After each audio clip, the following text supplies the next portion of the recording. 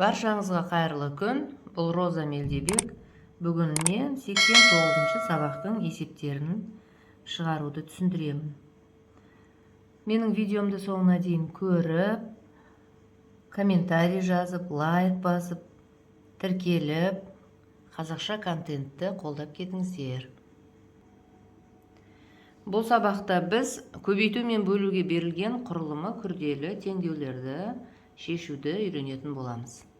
Әуелі бірінші тапсырманы орындап алайық.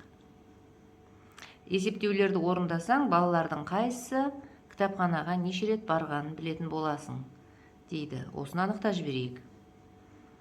Әлияның неше рет барғанын анықтау үшін 18-ді 2-ге көбейтеміз. 36-ға тең. 36-ны мына жерге қоямыз да, оны 12-ге бөлеміз. 36-ны 12-ге бөлсек 3-ке тең. 3-ті мына жерге қоямыз. Сөйтіп оны 20-ға көбейтсек 60. Демек, Әлия кітапханаға 60 рет барған болып шығады. Басқа балалардың да қанша рет барғанын осы тәсілмен есептеп шығамыз. Үшінші мысалда теңдеулер берілген. Бұл теңдеулер құрылымы күрделі теңдеулер деп аталады. Мұндай теңдеулерді шешу үшін қосымша есептеулерді орындау керек. Алдымен оларды ықшамдап алу қажет. Содан кейін барып теңдеуді шешеміз. Қазір мен соның бір-екеуіне тоқталып түсіндіріп кетейін. Бізге мынандай теңдеу берілген. Бұл теңдеуді шешу үшін біз қосымша есептеулерді орындап, ықшамдап алуымыз қажет. Мына жерде біз жақшаның ішіндегі амалды орындап, ықшамдасақ болады. X көбейту 25 пен 5-тің бөліндісі 5-ге тең 350 деген қарапайым теңдеу шығады.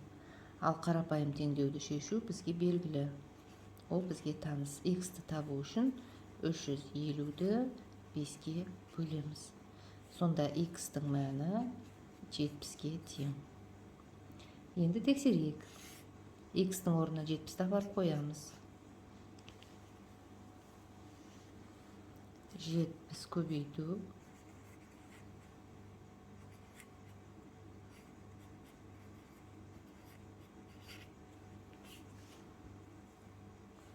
5 жақшаның ішінен 5 шығады. 70 пен 5-ті көбейтсек 350-ге тең. Теңдіктің оң жағында 350 бар. 350 мен 350 тең.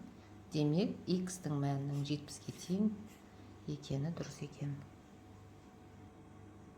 Күрделі теңдеу шешудің тағы біреуіне тоқталайын.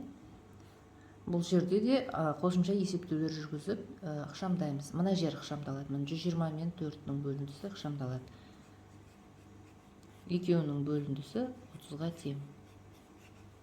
Қарапайым теңдеуге айналдырып аламыз. Енді белгісіз санның мәнін табу үшін 150-ден 30-ды азайту керек. К-ның мәні 120-ға тең. Тексерейік. К-ның орнына апарып 120-ны қоямыз.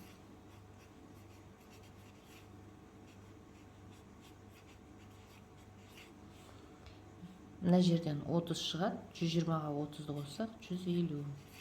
Теңдіктің оң жағында да 150 бар. Екеуі тең. Демек, белгісіз санымыз 120 екен. Міне осылай шешіледі теңдеу. 5-ші мысалда сызба бойынша өрнек құр.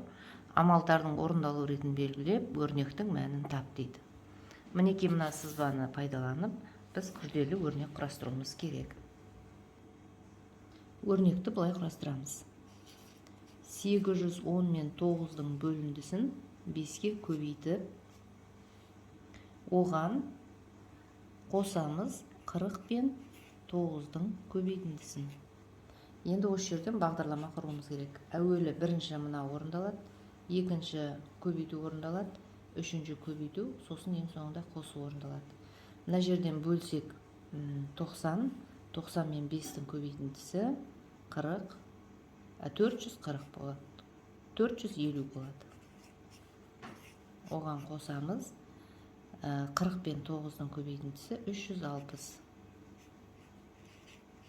Енді 450 мен 360-ты қоссақ, өрнектің мәні 810-ға тең болып шығады екен. Мінекей өрнек құрастырдық, бағдарламасын құрдық, мәнін